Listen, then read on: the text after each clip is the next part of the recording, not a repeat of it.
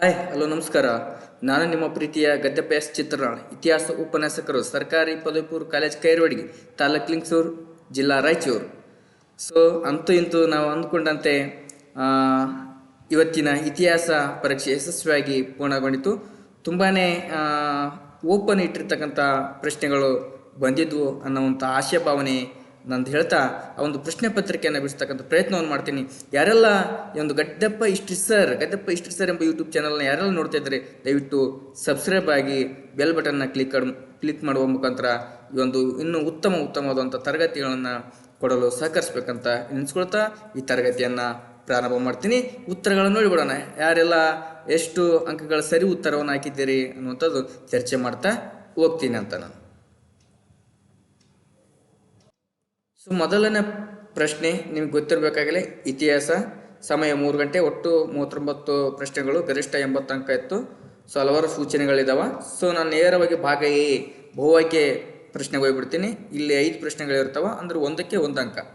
ಮೂಲಾಧಾರಗಳನ್ನು ಎಕ್ಕಿ ತೆಗೆಯಲು ಕೈಗೊಳ್ಳುವ ವೈಜ್ಞಾನಿಕ ಭೂ ಅಗೆತ ಅಂತಿದೆ.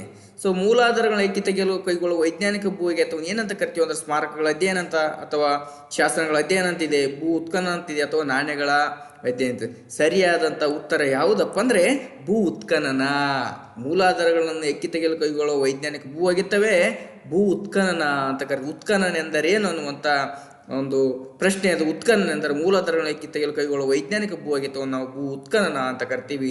ಸೊ ಸರಿಯಾಗಿ ನೀವು ಉತ್ಖನನ, ಭೂ ಉತ್ಖನನ ಅಂತ ಯಾರೆಲ್ಲ ಆನ್ಸರ್ ಬರೆದಿದ್ದೀರ ಅದು 1 ಅಂಕ ನಿಮ್ಮದಾಗುತ್ತೆ.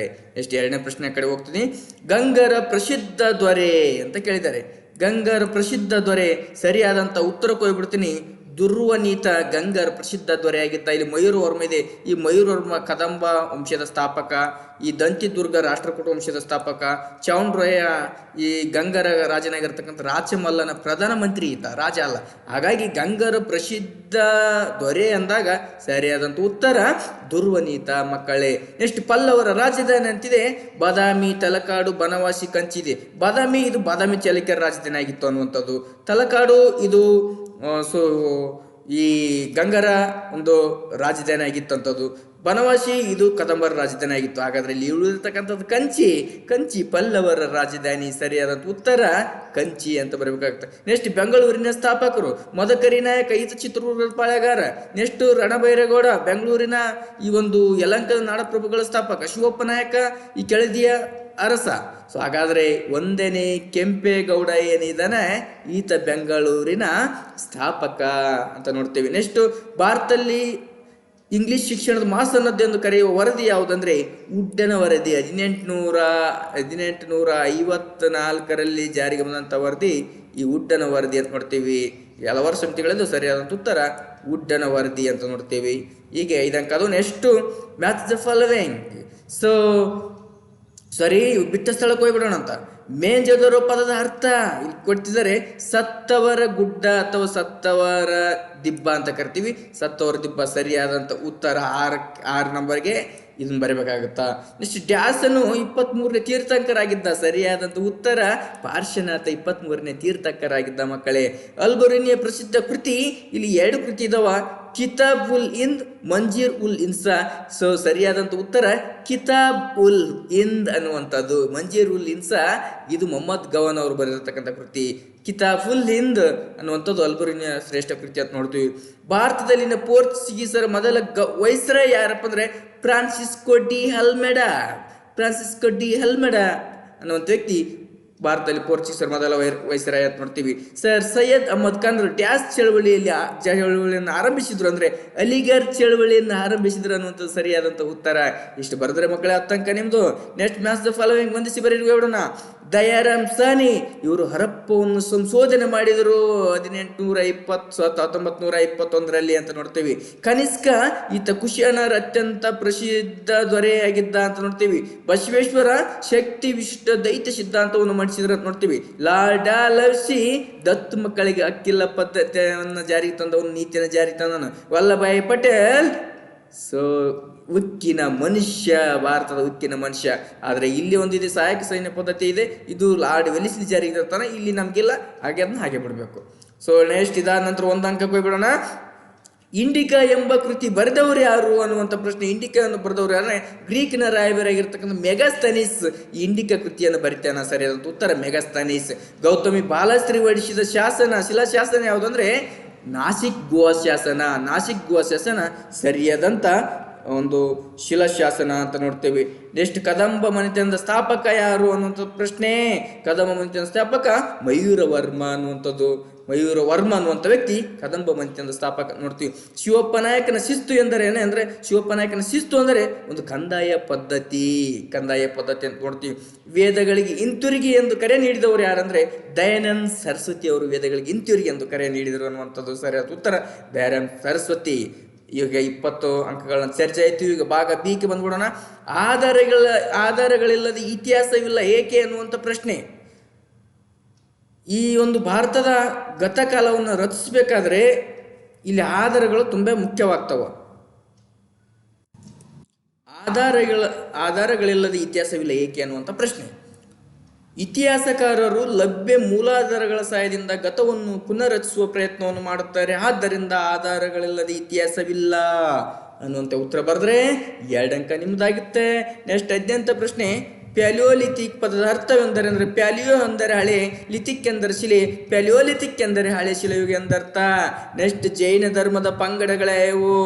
ದಿಗಂಬರ ಮತ್ತು ಶ್ವೇತಾಂಬರ 2 ಪಂಗಡಗಳು ಬರ್ತಾವೆ. 1ನೇದು ದಿಗಂಬರ, 2ನೇದು ಶ್ವೇತಾಂಬರ 2 ಪಂಗಡಗಳು ನೋಡ್ತೀವಿ.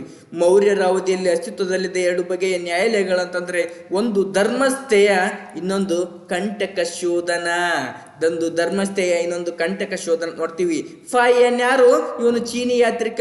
ಅವನು ಏಕೆ ಭಾರತಕ್ಕೆ ಬಂದಿದ್ದೆ ಅಂದ್ರೆ ಬುದ್ಧನ ನಾಡು ಆಗಿರ್ತಕ್ಕಂಥ ಭಾರತವನ್ನು ಬುದ್ಧನ ನಾಡಾಗಿರ್ತಕ್ಕಂಥ ಬೌದ್ಧ ಧರ್ಮದ ಅಧ್ಯಯನ ಮಾಡೋದಕ್ಕೆ ಭಾರತಕ್ಕೆ ಬಂದಿದ್ದ ಅನ್ನುವಂಥ ಮಾಹಿತಿಯನ್ನು ಬರಬೇಕಾಗತ್ತೆ ಮಕ್ಕಳೇ. ಶಿವಾಜಿ ಮೇಲೆ ಪ್ರಭಾವ ಬೀರಿದ 2 ವ್ಯಕ್ತಿಗಳು ಯಾವಂದ್ರೆ ಸಂತ ತುಕಾರಾಮ್ ಮತ್ತು ರಾಮದಾಸ್ ಶಿವಾಜಿ ಮೇಲೆ ಪ್ರಭಾವ ಬೀರಿದ್ರು. ಮತ್ತು ತಾಯಿಯಾಗಿರ್ತಕ್ಕಂಥ ಜೀಜಾಬಾಯಿ ಕೂಡ ಪ್ರಭಾವ ಬೀರಿದ್ಲು ಅನ್ನುವಂಥದ್ದು. ಶ್ರೀರಂಗಪಟ್ಟಣದ ಒಂದು ಒಪ್ಪಂದದ ಕರಾರು ಏನಾಗಿತ್ತು? 2 ಕರಾರು. ಒಂದು, ಟಿಪ್ಪು ತನ್ನ ಅರ್ಧ ರಾಜ್ಯವನ್ನು ಬ್ರಿಟಿಷರಿಗೆ ಬಿಟ್ಟು ಕೊಡಬೇಕಾಗಿತ್ತು ಮತ್ತು ಸುಮಾರು 3,30,00,000 ಹಣವನ್ನು ಬ್ರಿಟಿಷರ್ ಕೊಡಬೇಕಾಗಿತ್ತು. ಅಲ್ಲಿವರೆಗೆ ತನ್ನ 2 ಮಕ್ಕಳನ್ನು ಒತ್ತೆಯಾಳಾಗಿ ಇಡಬೇಕಾಗಿತ್ತು. ಸೊ ಇದು ಉತ್ತರ. ನೆಕ್ಸ್ಟ್, ಭಾರತದಲ್ಲಿ ಬ್ರಿಟಿಷರ ಜಾರಿಗೆ ತಂದಂತ ಯಾವುದಾದ್ರು 2 ಭೂ ಕಂದಾಯ ಪದ್ಧತಿ. ಒಂದು ಜಮೀನ್ದಾರ ಪದ್ಧತಿ, ರೈತವಾರ ಪದ್ಧತಿ, ಮಾಲ್ವಾರ ಪದ್ಧತಿ. 3 ಇದಾವೆ, 2 ಬರೆದ್ರೆ ಸಾಕು. ನೆಕ್ಸ್ಟ್, ಸ್ವಾಮಿ ವಿವೇಕಾನಂದರು ಯಾವಾಗ ಮತ್ತು ಎಲ್ಲಿ ಜನಿಸಿದ್ರು ಅಂದ್ರೆ ಸ್ವಾಮಿ ವಿವೇಕಾನಂದರು ಜನವರಿ 12, 1863 ಕಲ್ಕತ್ತಾದಲ್ಲಿ ಜನಿಸಿದ್ರು ಅಂತ ನೋಡ್ತೇವೆ. ನೆಕ್ಸ್ಟ್, ಬಂಗಾಳವನ್ನು ಯಾರು ಮತ್ತು ಯಾವಾಗ ವಿಭಜಿಸಿದ್ರು ಅನ್ನುವಂಥ ಪ್ರಶ್ನೆ. ಬಂಗಾಳವನ್ನು ಲಾರ್ಡ್ ಕರ್ಜನ್ 1905ರಲ್ಲಿ ವಿಭಜಿಸಿದ ಅಂತ ನೋಡ್ತೇವೆ. 1905ರಲ್ಲಿ. ಗಾಂಧೀಜಿಯವರು ಉಪ್ಪಿನ ಸತ್ಯಾಗ್ರಹ ಎಲ್ಲಿಂದ ಆರಂಭಿಸಿದ್ರು ಮತ್ತು ಎಲ್ಲಿ ಕೊನೆಗೊಂಡಿತ್ತು ಅಂದ್ರೆ ಸಬರಮತಿಯಿಂದ ಆರಂಭಿಸಿದ್ರು, ದಂಡಿಯಲ್ಲಿ ಕೊನೆಗೊಂಡಿತು ಅನ್ನುವಂಥ ಉತ್ತರ ಬರಬೇಕಾಗತ್ತ. JVP ಸಮಿತಿ ಯಾರಾದ್ರೂ 2 ಸದಸ್ಯರನ್ನ ಹೆಸರಿತಿ. ಜವಾಹರ್ಲಾಲ್ ನೆಹರು, ವಲ್ಲಭಾಯ್ ಪಟೇಲ್. JVP ಸಮಿತಿ 2 ಸದಸ್ಯರಂತ ನೋಡ್ತೇವೆ. ನೆಕ್ಸ್ಟ್ 5 ಅಂಕದ ಪ್ರಶ್ನೆ ತುಂಬಾನೇ ಸರಳವಾಗಿದ್ದಾವ. ಆ ನಂತರದಲ್ಲಿ 10 ಅಂಕದ ಪ್ರಶ್ನೆ ಕೂಡ ತುಂಬಾನೇ ಸರಳವಾಗಿದ್ದಾವ. ನೆಕ್ಸ್ಟ್ ಕಾಲಾನುಕ್ರಮಿಕ ಬಂದ್ಬಿಡೋಣ. ಸೊ ಇಲ್ಲಿ ಮೊದಲಿಗೆ ಬರ್ತಕ್ಕಂಥ ಆರ್ಯರಾಗಮನ ಸಾಮಾನ್ಯ ಶಕ ಪೂರ್ವ 2000ರಲ್ಲಿ ಭಾರತಕ್ಕೆ ಬರ್ತಾರ ಈ ಮಧ್ಯ ಏಷ್ಯಾದಿಂದ ಆರ್ಯರಾಗಮನ. ಆನಂತರ 320ರಲ್ಲಿ ಗುಪ್ತ ಶಕೆ 2ನೇದ್ದು, ಅನಂತರದಲ್ಲಿ 3ನೇದ್ದು. ಸೊ ಮೊಹಮ್ಮದ್ ಬಿನ್ ತುಗ್ಲಕ್ ದೆಹಲಿಯಿಂದ ರಾಜಧಾನಿ ವರ್ಗಾವಣೆ. ನೆಕ್ಸ್ಟ್ 4ನೇದ್ದು 1916ರಲ್ಲಿ ಮೈಸೂರು ವಿಶ್ವವಿದ್ಯಾಲಯ ಸ್ಥಾಪನೆ ಸರ್ ವಿಶ್ವೇಶ್ವರಯ್ಯನವರು. ಇದು ಕೂಡ ತುಂಬಾ ಸರಳವಾಗಿ ಕೊಟ್ಟಿರ್ತಕ್ಕಂಥದ್ದು. ನೆಕ್ಸ್ಟ್ ಮ್ಯಾಪ್ ಇದೆ. ಹರಪ್ಪ, ಪಾಟೀಲ್ ಪುತ್ರ, ಬಾದಾಮಿ, ಬೀದರ್, ಪಾಂಡಿಚೇರಿ. ಇಷ್ಟು ಪ್ಲೇಸ್ಗಳು ಕೊಟ್ಟ ಒಂದೊಂದು ಪ್ಲೇಸ್ಗಳನ್ನ ಗುರುತಿಸುವಂತ ಪ್ರಯತ್ನವನ್ನ ನಾವೀಗ ಮಾಡೋಣ ಮಕ್ಕಳೇ. ನೇರವಾಗಿ ಮ್ಯಾಪಿಗೆ ಹೋಗೋಣ.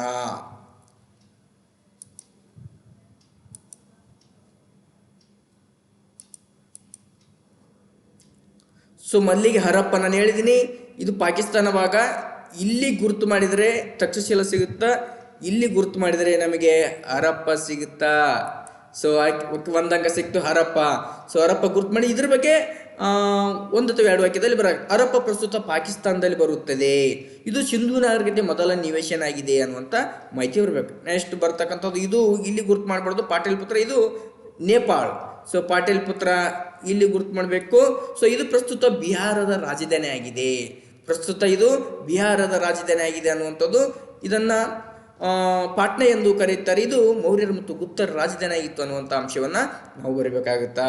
ನೆಕ್ಸ್ಟ್ ಇದಾದ ನಂತರದಲ್ಲಿ ನಮಗೆ ಬಂದಿರತಕ್ಕಂಥದ್ದು ಬಾದಾಮಿ ಕೇಳಿದರೆ ಇಲ್ಲಿ ಬಾಂಬೆ ಹೇಳಿದ್ದೀನಿ, ಬಾಂಬೆಯಿಂದ ಗೆರೆಟು ಅಂತ ಬಂದರೆ ಇಲ್ಲಿ ಬಿಜಾಪುರ ಬರುತ್ತೆ, ಬಿಜಾಪುರ ಆದ ನಂತರ ಬರ್ತಕ್ಕಂಥದ್ದು ಬಾದಾಮಿ. ಸೊ ಬಾದಾಮಿ, ಸೊ ಇದು ಪ್ರಸ್ತುತ ಕರ್ನಾಟಕದಲ್ಲಿ ಬರುತ್ತೆ. ಇದು ಬಾದಾಮಿ ಚಾಲುಕ್ಯ ರಾಜಧಾನಿ ಆಗಿತ್ತು. ಇದರ ಪ್ರಾಚೀನ ಹೆಸರು ವಾತಾಪಿ. ಇಲ್ಲಿ ಗುಹಾಂತರ ದೇವಾಲಯಗಳಿದ್ದಾವೆ ಅನ್ನುವಂಥ ಮಾಹಿತಿಯನ್ನು ಬರೆದ್ರೆ ಸಾಕು. ಸೊ ಇಲ್ಲಿ ಬಿಜಾಪುರ ಇದೆ, ಬಿಜಾಪುರ ನಿಂಗೆ ಮೇಲ್ಗಡೆ ಹೋಗಿದ್ರೆ ಸೊ ಇಲ್ಲಿ ಬಿದಾರ್ ಸಿಗುತ್ತೆ. ಬಿದಾರ್ ಅಂತಂದಾಗ ಸೊ ಇದು ಪ್ರಸ್ತುತ ಕರ್ನಾಟಕದ ಉತ್ತರ ಭಾಗದಲ್ಲಿದೆ. ಇಲ್ಲಿ ಮೊಹಮ್ಮದ್ ಗೌನರ್ ಮದ್ರಾಸ್ ಇದೆ. ಇದು ಬಹುಮನ್ ಸುಲ್ತಾನ್ ರಾಜಧಾನಿ ಆಗಿತ್ತು ಅನ್ನುವಂಥ ಅಂಶವನ್ನು ಬರೆದ್ರೆ ಸಾಕು. ಇದೇ ದಾಂಡಿಯಿಂದ ಬಂದು ಇಲ್ಲಿ ಗುರುತು ಮಾಡಿದರೆ ನಮ್ಗೆ ಸಿಗ್ತಕ್ಕಂಥ ಪ್ಲೇಸು ಯಾವಪ್ಪ ಅಂದರೆ ಸೊ ನಮಗೆ ಸಿಗ್ತಕ್ಕಂಥ ಪ್ಲೇಸು ಸೊ ಪಾಂಡಿಚೇರಿ. ಸೊ ನಮಗೆ ಪಾಂಡಿಚೇರಿ ಸಿಕ್ತು. ಸೊ ಎಲ್ಲಿ ಬರುತ್ತೆ ಪಾಂಡಿಚೇರಿ ಅಂತಂದರೆ ಸೊ ಪ್ರಸ್ತುತ ಇದು ಒಂದು ಕೇಂದ್ರಾಡಳಿತ ಪ್ರದೇಶವಾಗಿದೆ. ಹಿಂದೆ ಫ್ರೆಂಚರ ರಾಜಧಾನಿ ಆಗಿತ್ತು ಅನ್ನುವಂಥ ಅಂಶವನ್ನೇ ಬರೆದ್ರೆ ಸಾಕು. ಸೊ ಇಷ್ಟು ಅಂಶಗಳನ್ನ ನೀವು ಬರೆಯಬೇಕಾಗುತ್ತೆ ಮಕ್ಕಳೇ. ಸೊ ಇಲ್ಲಿವರೆಗೆ ಯಾರು ಗದ್ದೆಪ್ಪ ಹಿಸ್ಟ್ರಿ ಸರ್ ಎಂಬ ಯೂಟ್ಯೂಬ್ ಚಾನಲನ್ನು ವೀಕ್ಷಣೆ ಮಾಡ್ತಿದ್ರೆ ದಯವಿಟ್ಟು ಸಬ್ಸ್ಕ್ರೈಬ್ ಮಾಡಿ, ಶೇರ್ ಮಾಡಿ ನಿಮ್ಮ ಸ್ನೇಹಿತರಿಗೆ, ನಿಮ್ಮ ಗೆಳತಿಯರಿಗೆ ಅಂತ ಹೇಳ್ತಾ ಮತ್ತೊಮ್ಮೆ ಮಗದೊಮ್ಮೆ ತುಂಬ ಒಳ್ಳೆಯ ಅಂಕಗಳನ್ನು ಗಳಿಸಿದ್ರಿ ಅಂತ ಆಶಾಭಾವನೊಂದಿಗೆ ತರಗತಿಯನ್ನು ಮುಗಿಸ್ತೇನೆ. ನಮಸ್ಕಾರ.